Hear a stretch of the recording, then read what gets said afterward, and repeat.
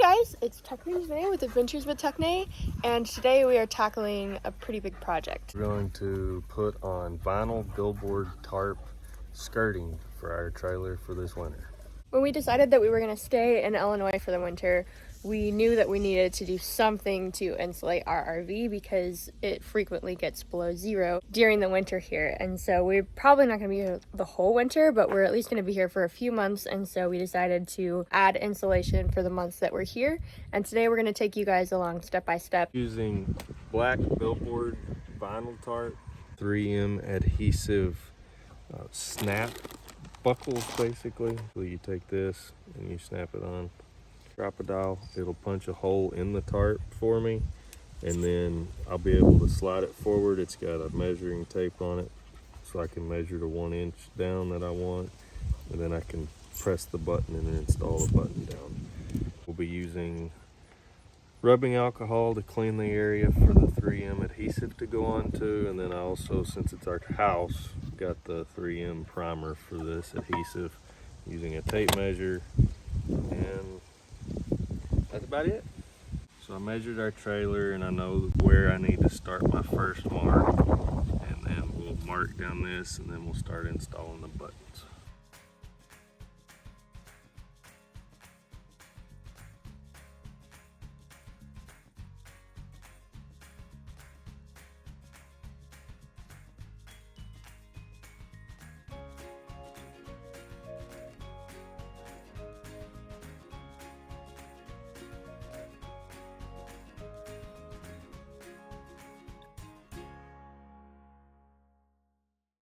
So the process here is we are first cleaning it with rubbing alcohol, and then we will follow that up with the tape adhesive in just a minute. Here's the tape adhesive.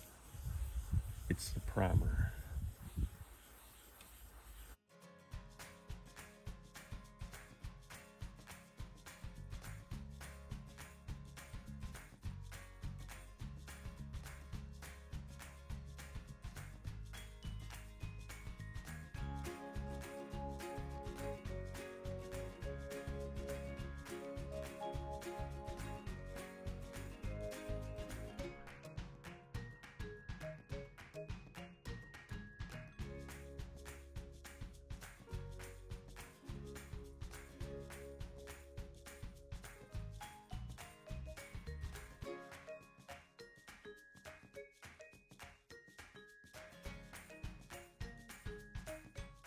Farmers at the field behind us just decided to start harvesting soybeans, and we totally got pelted with soybean dust. So we're gonna try to keep plugging away before they make another pass around.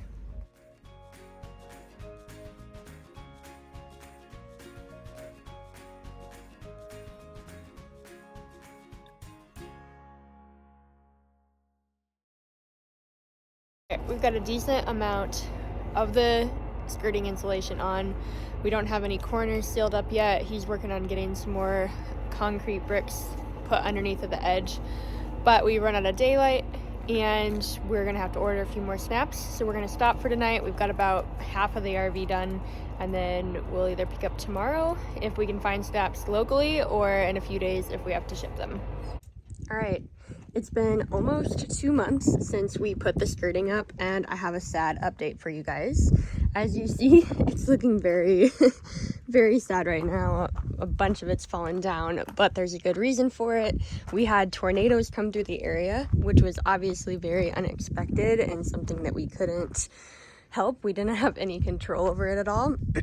And so this is what we're dealing with. We've had a bunch of the snaps come off. The wind blew the concrete barriers away. Like, it's just a mess. So in just a little bit today, we're going to be fixing this. We have a solution that we think is going to work.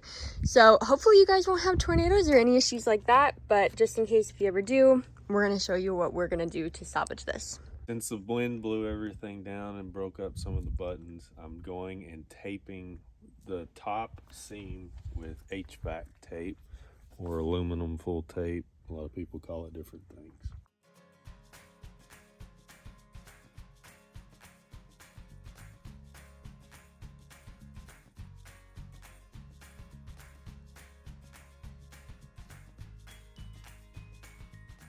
So the reason I use this instead of duct tape is it doesn't leave a sticky residue on the trailer for me to have to go back and clean up later.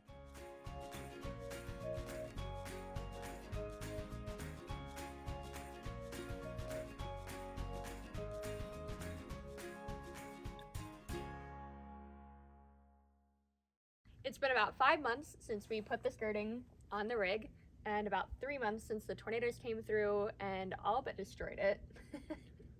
We salvaged it with the tape like we showed you guys, and I thought this would be a good time to kind of give you an update, regrets, things that we wish we'd done differently from the beginning, and lessons learned so that you guys can do it properly from the get-go. So, what are your thoughts? Lessons learned. Initially we started with the buttons and the snap button that stuck to the trailer. Hindsight, we probably didn't have to do that because after the straight line winds, tornadoes took the tarp off, we went back with the 3M HVAC tape, stuck it around, and that thing has lasted for probably the last Really 3-4 months and done very well. We have a couple spots peeling on the trailer, but part of it's now because the sun's out beaming down on it and it's heating the tape up and allowing some of the sticky to peel away. But we're about ready to take the skirting off now. So you wouldn't have done the buttons at all? You would have just started with tape and not worried about the buttons? Probably would have started with tape from the get-go. Now, if you had some that didn't stick, you could have gone back with the buttons and try to firm it up and keep them from falling. But all in all, the tape, I mean, there's a lot of sections on our trailer that the tape is literally the only thing holding it up now because the buttons were all ripped out from the straight line winds. As far as like the overall efficiency of adding the skirting, did it make a difference throughout the winter? Yeah, it did. It was a lot easier to keep everything warm. The trailer, I bought a thermometer. It had 3 sensors. I put one in the basement where the water panel is. I put one underneath the trailer inside the skirting on the axle so that I could tell the temperature in there. And then I put another one at the front of the trailer underneath the skirting, and I could check the temperatures. Typically we didn't get below freezing underneath there. The pipes, I can literally say, never froze once this year. And we had some really cold weather. We had over a foot of snow. We had some sub-zero. We had 16, 18 inches of snow, yeah. Yeah, it was crazy.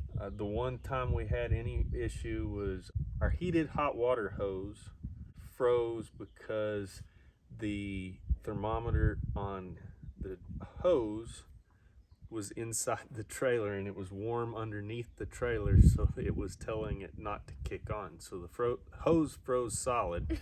So I had to reverse. Because it thought it was warmer than it was. Yeah, it thought it was warmer because it was about 45 degrees underneath the trailer, and it was in the teens outside. So it kicked off. It may have been higher than 50. It kicked off the heat to the hose, and so I had to buy some reversers and reverse the hose so that the thermostat was on the outside of the skirting. All in all, I would say it was a good learning experience for us. Now we know if we are doing this in the future, what to do from the get-go, and hopefully this has taught you guys what to do and not do as well. I am going to write a detailed blog post that I will link in the description below, as well as all of the materials that we used to put the skirting on. Another thing to point out, without the buttons or the sticky adhesive things that I used on the trailer for the buttons, this makes this a very cheap skirting because the tarp was maybe $200. I don't remember exactly. And then this adhesive tape was like $15 for a roll. The buttons were the expensive part. The buttons were the expensive part. So if you started with just the tape and the tarp, granted we have bricks lined all the way around to keep it from blowing in or out. So you'd have to come up with something to keep it from flapping around underneath. We just had access to bricks, so we used bricks. If you guys enjoyed this video and found it helpful, give us a thumbs up and subscribe to our channel. Thanks for watching, guys.